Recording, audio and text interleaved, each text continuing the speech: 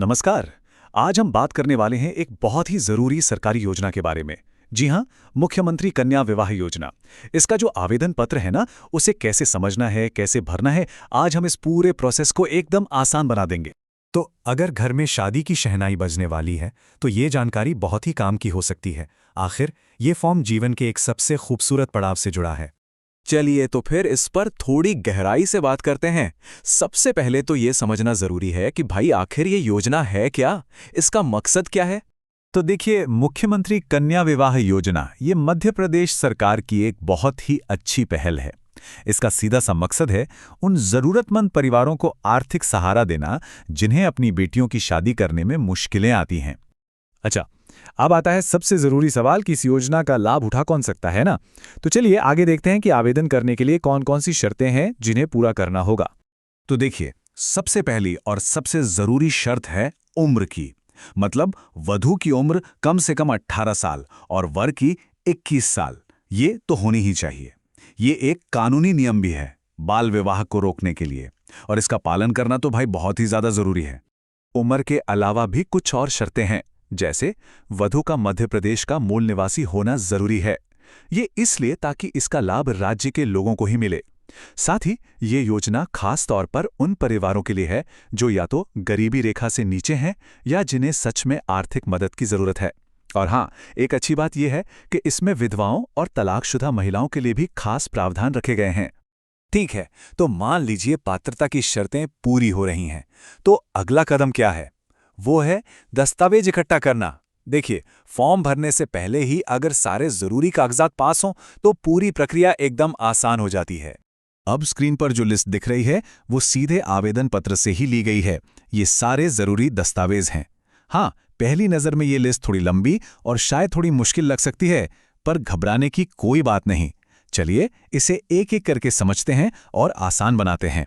तो सबसे पहले बात करते हैं वधू के लिए जरूरी दस्तावेजों की। इसमें चाहिए होगा मध्य प्रदेश का निवास प्रमाण पत्र, आधार कार्ड, फिर उम्र का कोई सबूत जैसे स्कूल का सर्टिफिकेट चल जाएगा, बैंक पासबुक की एक कॉपी, फोटो, समग्र आईडी। ये मध्य प्रदेश में परिवारों की एक यूनिक आईडी होती है, और हां, अगर लागू होता है तो बीपीएल कार्ड। अब आते हैं वर के दस्तावेजों पर। यहां भी कुछ चीजें अनिवार्य हैं, जैसे कि आधार कार्ड, उम्र का प्रमाण, पासपोर्ट साइज की तस्वीरें और समग्र परिवार आईडी। तो ये लिस्ट काफी सीधी और स्पष्ट है। तो अब दस्तावेज भी तैयार हो गए। अब चलते हैं फॉर्म भरने के सबसे अहम हिस्से पर।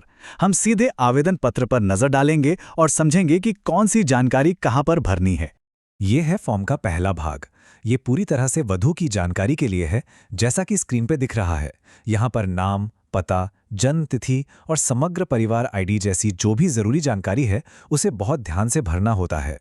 इसके बाद आता है भाग 3, और ये है वर की जानकारी के लिए। ये भी लगभग पहले भाग जैसा ही है। इसमें वर का नाम, पता और दूसरी व्यक्तिगत जानकारी भरनी होती है। तो प्रक्रिया को काफी सरल रखा गया है। अब फॉर्म का ये हिस्सा ये कानूनी तौर पर बहुत ही जरूरी है।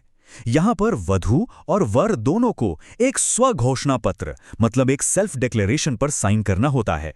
ये इस बात की कानूनी पुष्टि है कि वो अविवाहित हैं, या अगर पहले शादी हुई भी थी तो अब वो कानूनी रूप से अलग हो चुके हैं। इस कदम को बिल्कुल भी नजरअंदाज नहीं करना है। तो हमने पात्रता समझ ली, दस्तावेज देख लिए और फॉर्म भरने की प्रक्रिया पर भी बात कर ली। अब इस पूरी जानकारी को एक सरल से एक्शन प्लान में समेटते हैं। देखिए, इस पूरी प्रक्रिया को 5 आसान स्टेप्स में बांट सकते हैं। पहला, अपनी पात्रता की जांच करें। दूसरा, सभी दस्तावेज इकट्ठा करें। तीसरा, फॉर्म को ध्यान से भरें। चौथा, जो भी जरूरी हस्ताक्षर और ऑफिशियल वेरिफिकेशन है उसे करवाएं। और पांचवा, फॉर्म को जमा कर दें। बस इस तरह स्टेप बाय स्टेप चलेंगे तो गलती की कोई गुंजाइश ही नहीं रहेगी। तो आखिर में ये सिर्फ एक फॉर्म नहीं है, ये उन परिवारों के लिए एक बहुत बड़ी मदद का दरवाजा खोलता है जिन्हें इसकी सच में सबसे ज्यादा जरूरत है। और ये हमें एक बड़े सवाल पर सोचने के लिए भी मजबूर करता है कि इस तरह की सरकारी योजनाएं बड़े पैमाने पर हमारे समुदायों को मजबूत बनाने और उन्हें सशक्त करने में आखिर क्या भूमिका निभा सकती हैं।